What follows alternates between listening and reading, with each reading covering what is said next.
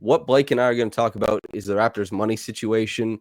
If you see people pretending to be experts on the cap, they probably read a Blake Murphy piece. Blake always does his due diligence, has a wonderful understanding of the cap and the CBA, all that stuff. So there's been questions. The most obvious one is like, do the Raptors have the MLE? What kind of money do they have to move? What does it look like? So let's talk money a little bit. Yeah, so there are 14 players under contract right now, and that's not including the two ways.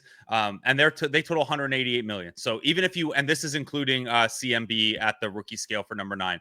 So that's pretty tight already. You're already right up against the tax. Now you can do some stuff. You could cut Colin Castleton or AJ Lawson. And so when you're talking cap stuff, one of the benefits to having a second round pick is your second round pick actually costs less as a cap hit than if you sign a free agent somewhere else. If you sign a free agent, even a rookie guy, they count as the 2-year minimum for the purposes of tax and apron calculations. If it's your own second round pick, you get them at the rookie minimum. Now, Jamal Shed and Jonathan Mobo got like elevated contracts last year, so they're a little different. But let's say you take Kalkbrenner and you give him a 2-year minimum contract. That counts as about $1 million less than, say, Colin Castleton, which maybe you don't care that much about. But where this really matters is I don't care that much about the tax because you have until game 82 to get under the tax. You can do a trade at the deadline. They're pretty tight to it. But what really matters, and forgive me for getting in the weeds here because this is a little confusing, but the Raptors are also very close to the apron.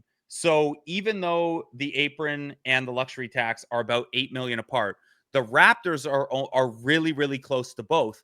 And the reason for that is that RJ Barrett, Emmanuel Quickley, and Jakob Poeltl all have significant what are called unlikely incentives. So they're incentives they didn't reach last year, so we assume they will not reach them this year. For the purposes of the salary cap, they don't matter. They don't count until you achieve them. In Jakob's case, if he got traded to, say, I don't know, Boston, his would count because Boston made the playoffs last year, or whatever the bonuses are. But RJ's are all individual, so RJ's are all unlikely. Emmanuel Quickley's are a mix. The way unlikely bonuses work is no matter what, they count against the apron. So the Raptors have $6.5 million that we don't care about for the cap. We don't really care about for the luxury tax because we deal with it later if it looks like RJ's going to make all NBA third team or something like that, or Quickly's going to make, all defense second team and the team's going to make a playoff run. Deal with that later. But for the purposes of triggering the apron, and we all know that if you hit the apron, there's a bunch of roster building restrictions. That's where it gets pretty tough pretty quickly.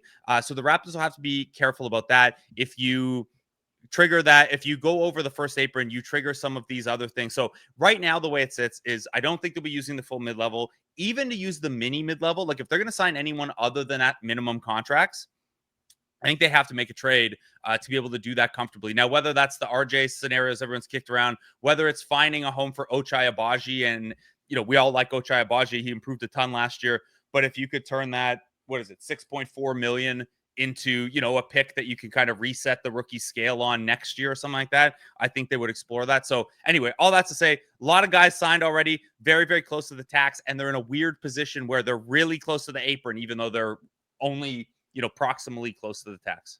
Does that make sense? Yes, that does make sense. But also, now I'm goading you into trade talk. Yeah. I have to ask 6.4 million, by the way. I just double checked my sheet. 6.4 million is like the extra they have under the apron, like the extra unlikely bonuses.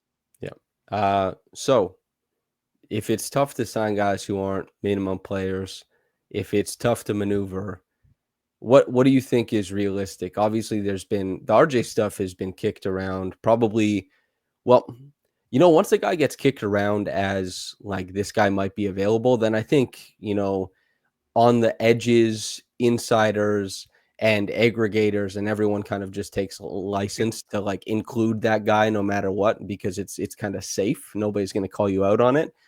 Where do you feel like they go? Do you have any sense?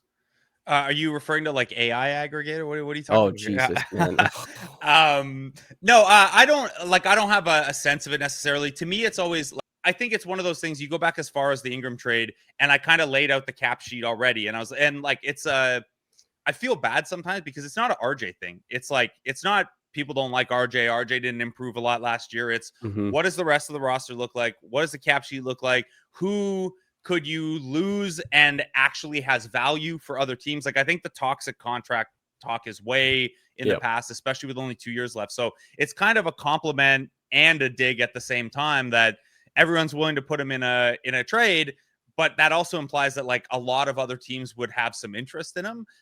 So I think, you know, when the Cam Johnson thing got kicked around, for example, whatever you think of those two guys as, you know, players compared to each other, it would save the Raptors a few $1,000,000. It maybe opens up that small mid-level, and that's why you get into, well, maybe the Raptors would have traded down in that trade scenario. A little harder to see post draft because usually you need draft sweetener in there.